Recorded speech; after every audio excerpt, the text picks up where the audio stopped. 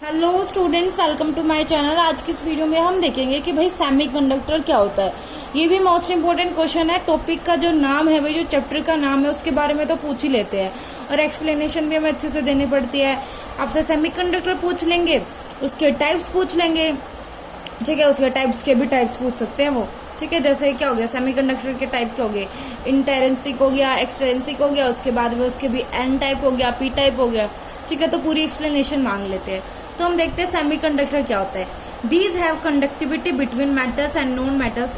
Non metals को insulators बोलते हैं। मतलब क्या हो गया, ये जो इंसुलेटर्स होंगे और जो कंडक्टर्स होंगे उन दोनों के बीच में लाई करेगा, उन दोनों के बीच की होगी। मतलब कुछ ऐसी कंडीशन होगी जिसपे वो एज अ कंडक्टर बिहेव करेगा और कुछ ऐसी कंडीशन होगी जिसपे वो क्या होगा, एज अ इंसुलेटर भी बिहेव कर सकता है। अब देखेंगे हम energy band structure for semiconductor.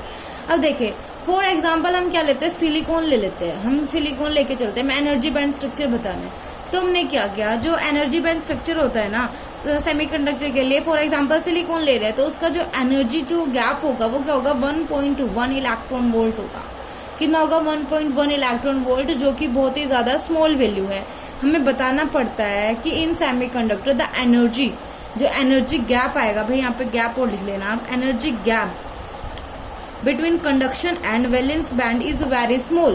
For example, in case of silicon, energy gap is 1.1 electron volt हो गया, ठीक है। और ये एनर्जी इसलिए भी है कि वैलेंस बॉन्ड से वो कंडक्शन बॉन्ड में क्या कर रहा है, जंप कर रहा है। तो ये वैल्यू आपको याद रखनी है। आपको कम से कम एक एग्जांपल तो याद रखना होता है, क्योंकि देखो सेमीकंडक्टर की डेफिनेशन तो बहुत ही ज्यादा छोटी है ना, इससे तो आपको मार्क्स भी नहीं मिल सकते। तो हमें एज मतलब एग्जांपल के साथ साथ उसको अच्छे से एक्सप्लेनेशन देनी होती है उसको, ठीक है। तो हमें पता है जैसे सिलिकॉन्स है, तो सिलिकॉन में क्या होगा, कंडक्शन बैंड और वैलेंस बैंड के जो बीच में एनर्जी गैप होगा वो 1.1 इलेक्ट्रॉन वोल्ट होगा। अब देखो हमारे पास कुछ कंडीशन आएगी। मैंने बोला at absolute zero temperature. Absolute zero temperature पे क्या होता है, semiconductor as a insulator behave करता है।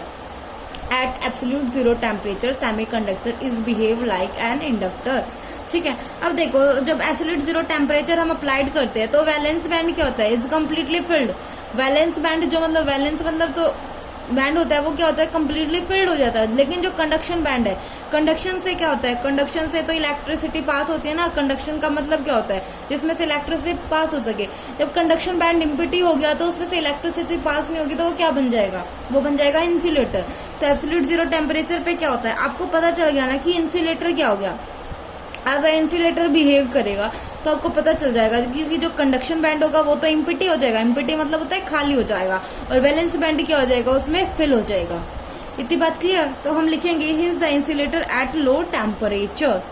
अब उसके देखो एट रूम टेम्परेचर पे क्या होगा, रूम टेम्परेचर पे होगा some electron in valence band acquire sufficient thermal energy to jump over the energy gap into the conduction band, ठीक है। वो क्या करेंगे, जंप करके कंडक्शन बैंड पर जाने की क्या करेंगे, कोशिश करेंगे। इलेक्ट्रॉन्स को क्या चाहिए, वैलेंस बैंड में एनर्जी की एक्वायरमेंट होती है।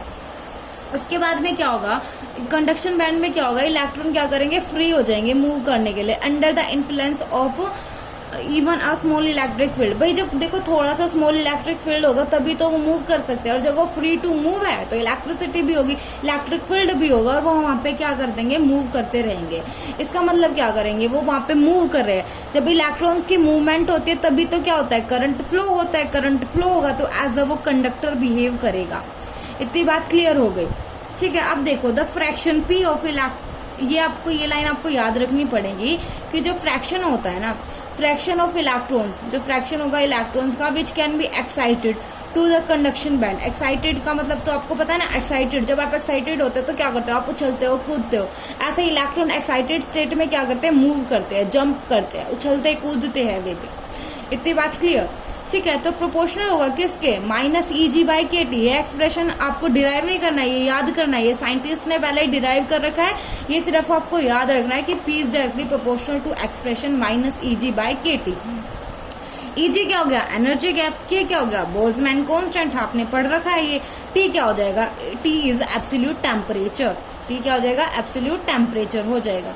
अब देखो हमारे पास ये आपको कुछ लिखना है कि ऐसे ऐसे क्या क्या बिहेव करना है।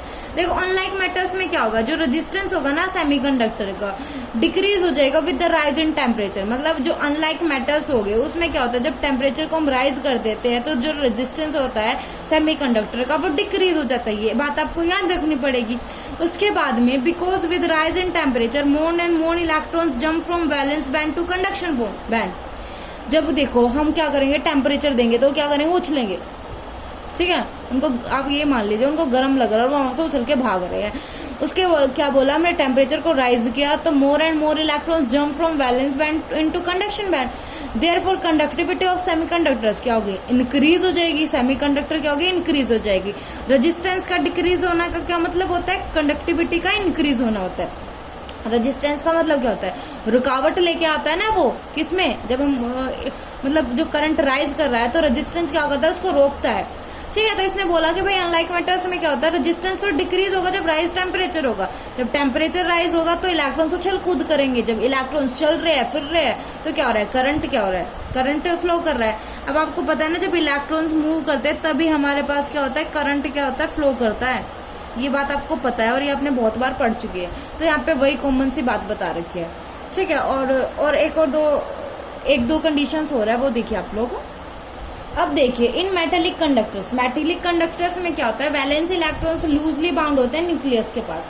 मेटेलिक में क्या होता है, लूजली बाउंड होते हैं, मतलब उसको कस के पकड़े नहीं होते वो न्यूक्लियस को। तो वो क्या करते हैं, मूव करते हैं फ्रीली। मूव करेंगे तो क्या होगा, कंडक्शन होगा। सिंपल सी बात क्या है, सिंपल सा फंडा यहाँ पे क्या है कि इलेक्ट्रॉन भाई मूव करेंगे तो करंट फ्लो करेगा। मेटेलिक में क्या आ रहा है, वो उसको टाइटली बाउंड नहीं कर रहे तो फ्रीली मूव करेंगे। अगर वो फ्रीली मूव करेंगे तो क्या होगी, इलेक्ट्रिसिटी प्रोड्यूस होगी ही होगी। उसके बाद में इन सेमीकंडक्टर देख लिए, टाइटली बाउंड होते हैं न्यूक्लियस के पास, तो conductivity depend on the nature of the binding force between them. इतनी बात आपको पता है। तो एग्जांपल के लिए इसने बोला कि भाई जैसे जर्नियम हो गया, सिलिकॉन हो गया, इसमें क्या होता है, 4 इलेक्ट्रॉन्स होते हैं इनकी आउटर मोस्ट ऑर्बिट्स में। ठीक है, from covalent bonding between their atoms. मतलब इसमें क्या होता है, जैसे सेमीकंडक्टर्स में क्या होता है, जो सेमीकंडक्टर्स होते हैं ना, उसमें जैसे एग्जांपल के लिए जर्मेनियम और सिलिकॉन ले लिया। इसमें क्या होते हैं, इनके जो मतलब इनमें क्या होते हैं, जो इनके वैलेंस इलेक्ट्रॉन्स होते हैं ना, 4 इलेक्ट्रॉन्स क्या होते हैं, इनके वैलेंस शेल में होते हैं। ठीक है, जैसे जर्मेनियम का क्या होता है, 32 होता है, और सिलिकॉन क्या होता है, 4 सिलिकॉन का होता है हमारे पास 14 होता है। जो जर्मेनियम कैसे होता है, 2, 8, 18 और 4 में होता है, और सिलिकॉन होता है 2, 8 और 4 में होता है। ठीक है, मतलब दोनों में जो 4 होता है वो वैलेंस बॉन्ड बच जाते हैं बाहर। ठीक है, वैलेंस इलेक्ट्रॉन इसके पास 4 वैलेंस इलेक्ट्रॉन है सिलिकॉन और जर्मेनियम के पास। तो इसके पास क्या होगा, जो इसका नेबर होगा, जो नेबर एटम होगा, उसमें क्या करेगा, वो 4 एटम्स देगा, इसके साथ शेयरिंग करेगा और साथ में क्या बनाएगा, कोवलेंट बॉन्डिंग बना लेगा एटम्स के बीच में। ठीक है, तो conductivity is very much affected by adding even very small impurity. और जब इम्प्योरिटी को मिलाते हैं ना, जो इम्प्योरिटी हम मिलाते हैं उससे क्या होता है, कंडक्टिविटी इंक्रीज होती है। इसलिए इम्प्योरिटी मिलाने का फायदा है कि उससे क्या होता है, कंडक्टिविटी में इंक्रीमेंट होता है। और जो बच्चों मैंने लिखवाया है ना, इन सबका आप साथ में स्क्रीनशॉट ले लेना, बिकॉज समझाने के लिए तो सेमीकंडक्टर में कुछ भी नहीं है। आपको पता ही है सेमीकंडक्टर क्या होता है। ये सिर्फ मैंने इसलिए लिखवाया है कि आप एग्जाम में ऐसे लिख के आना है आपको। ठीक है, तो भाई आपका ये सेमीकंडक्टर का इंट्रोडक्शन था जो कि कंप्लीट हो चुका है। मिलते हैं नेक्स्ट वीडियो में। और अगर आप मेरे चैनल पर नए हैं तो प्लीज़ मेरे चैनल को सब्सक्राइब कर दीजिएगा, लाइक कर दीजिएगा और शेयर कर दीजिएगा। और कमेंट सेक्शन में मुझे ज़रूर बताइएगा कि आपको वीडियो कैसे लगी। Thanks for watching.